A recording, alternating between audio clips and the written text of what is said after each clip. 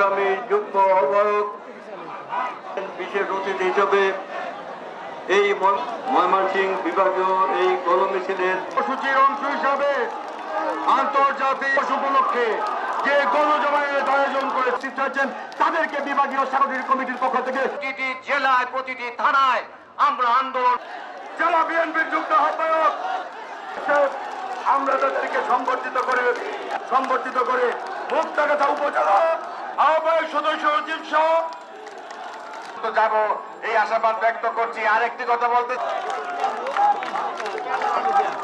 সবাইকে অভিনন্দন জানাই, ধন্যবাদ জানাই।